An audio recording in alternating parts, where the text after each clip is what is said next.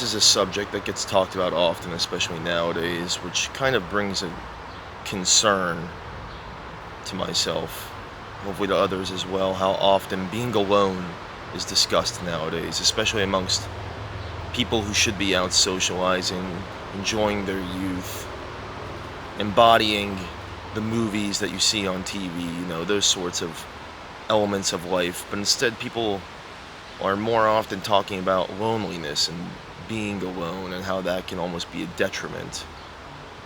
I'd like to look at being alone more on a bright side, although not always a bright side, but being alone certainly does have benefits, especially in regards to everything, how being alone all around just can help you get to a version of yourself. It gives you time to think about things. It gives you a period of remembrance about all the things you've done, the things you want to do, the things you're doing now.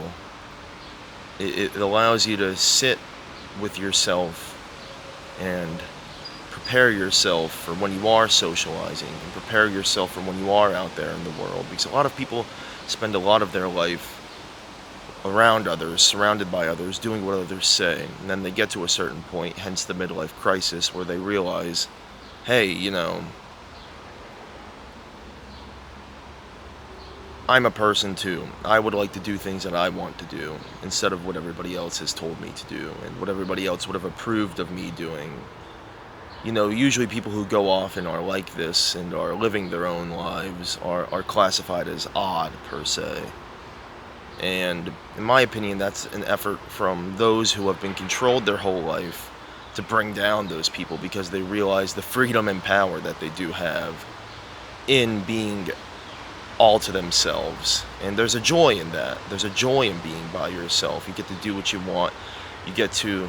Oh man, sorry, I'm just going to readjust the camera.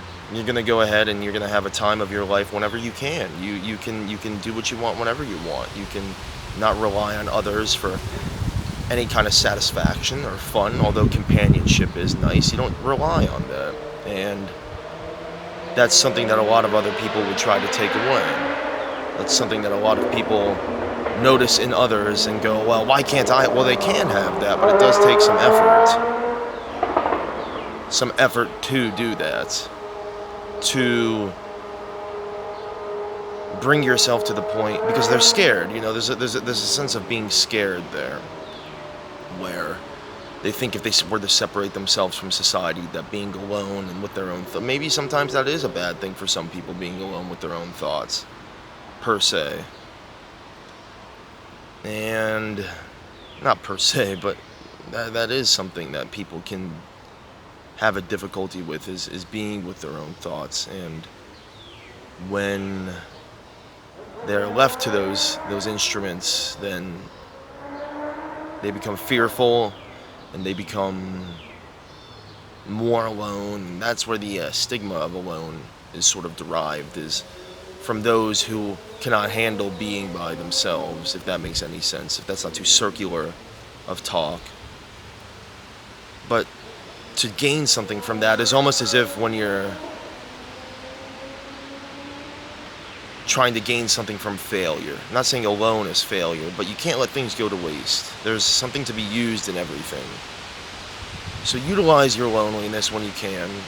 And I believe I forget where, I don't want to say exactly, I believe I know who, but I don't want to go and say I know who and then it turns out otherwise. But there is a philosopher, and he speaks of, I want to say Rousseau, but I may be incorrect. Speaks of tending your garden. Tend your garden. That way, when the birds are there, things will be as beautiful and spectacular as they can. Have a great day.